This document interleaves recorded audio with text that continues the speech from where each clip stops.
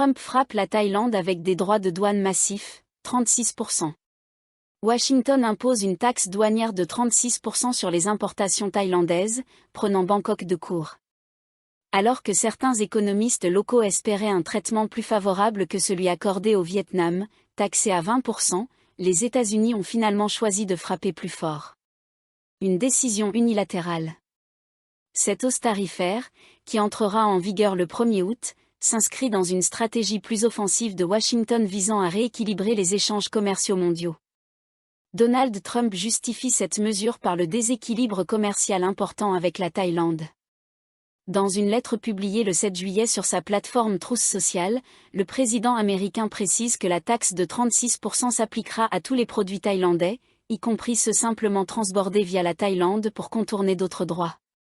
Il ajoute que les entreprises thaïlandaises qui choisiraient de produire directement aux États-Unis seraient exemptées de cette taxe, incitant ainsi à la relocalisation.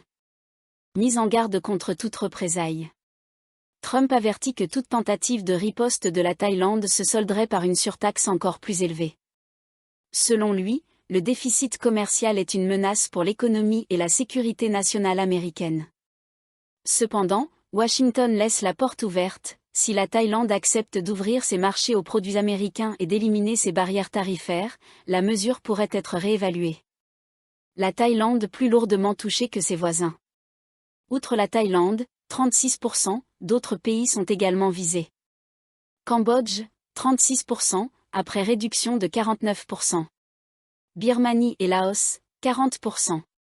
Corée du Sud, Japon, Malaisie, Tunisie, Kazakhstan, 25%. Indonésie, 32%. Afrique du Sud, Bosnie-Herzégovine, 30%. Bangladesh, Serbie, 35%. Contrairement à d'autres pays dont les taux ont été revus à la baisse depuis avril, la Thaïlande et l'Indonésie restent parmi les plus sanctionnés, sans aucune réduction. Une rupture avec la diplomatie commerciale. Cette décision unilatérale marque un tournant dans les relations commerciales internationales. Plutôt que des négociations, Trump adopte une méthode directe, les taux sont fixés par décret, sans concertation. La Maison-Blanche assume ce choix, M. Trump élabore des plans commerciaux sur mesure pour chaque pays, déclare sa porte-parole Karoline Leavitt. La nouvelle taxe interviendra 2 jours après la fin d'une période de suspension de 90 jours instaurée en avril. Réaction des marchés financiers. Les marchés ont réagi immédiatement. À Wall Street, le Dow Jones, le S&P 500 et le Nasdaq ont tous chuté après l'annonce, notamment à cause des sanctions sur la Corée du Sud et le Japon. Un nouveau front dans la guerre commerciale mondiale ? Les tensions ne se limitent pas à l'Asie. Les États-Unis sont également en désaccord avec l'Union européenne et l'Inde, tandis que les relations avec la Chine, déjà marquées par des droits de 55%, restent très tendues. Certains observateurs estiment que cette sévérité envers la Thaïlande pourrait s'expliquer par des considérations géopolitiques. Bien que Bangkok soit membre des BRIC+, Washington semble favoriser le Vietnam, avec lequel elle renforce sa coopération stratégique face à Pékin. Un signal fort à l'international. Aux yeux de Washington, cette taxe de 36% pourrait être un avertissement lancé aux pays perçus comme non alignés, alors que la compétition commerciale et géopolitique mondiale s'intensifie. Nuages pluvieux alerte météo en Thaïlande, la tempête Dana va provoquer de fortes pluies. Bien que la tempête tropicale Dana ne touche pas directement la Thaïlande, elle renforcera la mousson en cours, entraînant de fortes précipitations dans tout le pays. Le mardi 8 juillet, le département météorologique thaïlandais a signalé la présence d'une dépression couvrant actuellement le Laos et le nord du Vietnam, pendant qu'une mousson de sud-ouest modérée souffle sur la mer d'Andaman, la Thaïlande et le golfe de Thaïlande. Ces conditions météorologiques devraient entraîner des averses intenses et localisées, particulièrement dans les zones de plaine et proches des montagnes.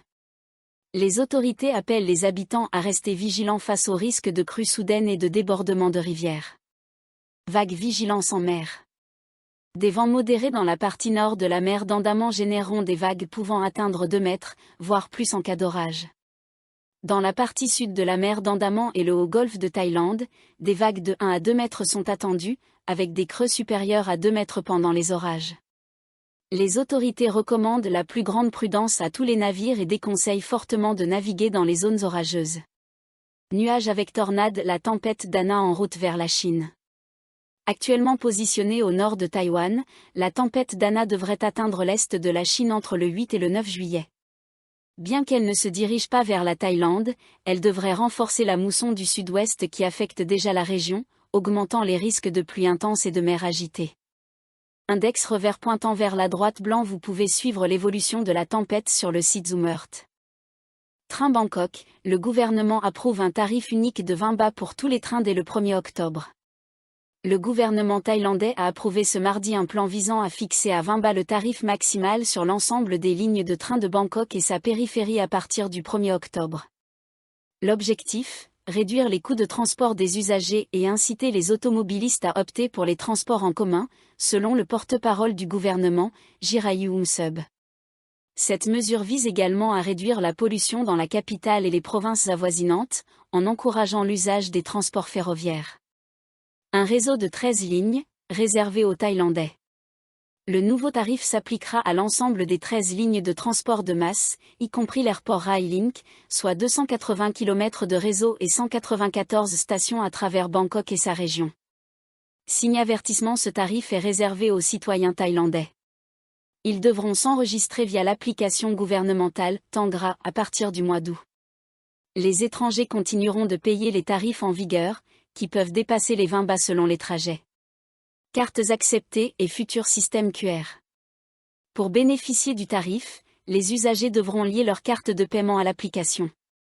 Carte Rabbit, valide pour les lignes vertes, dorées, jaunes et roses.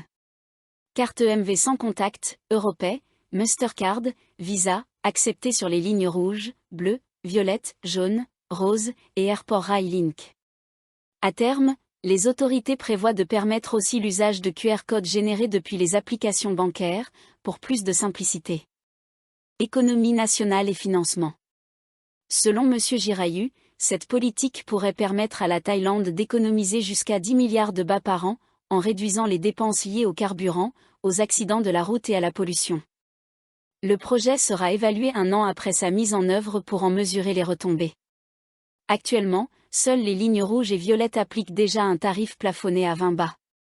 Sur les autres réseaux, les prix varient entre 17 et 43 bahts pour le MRT, et 15 à 62 bahts pour le BTS Skytrain. Compensation des opérateurs. La majorité des lignes de métro et de train sont exploitées dans le cadre de concessions accordées par la Bangkok Metropolitan Administration, BMA, ou la Mass Rapid Transit Authority, MRTA. Certaines lignes, comme la Purple Line, sont directement gérées par la MRTA, qui en délègue l'exploitation à l'entreprise côté Bangkok Expressway and Metroco. Pour compenser les pertes des opérateurs, le ministre des Transports Surya Jingringreanki a annoncé la création d'un fonds de compensation, financé à hauteur de 8 milliards de bahts via les bénéfices de la MRTA et le budget de l'État.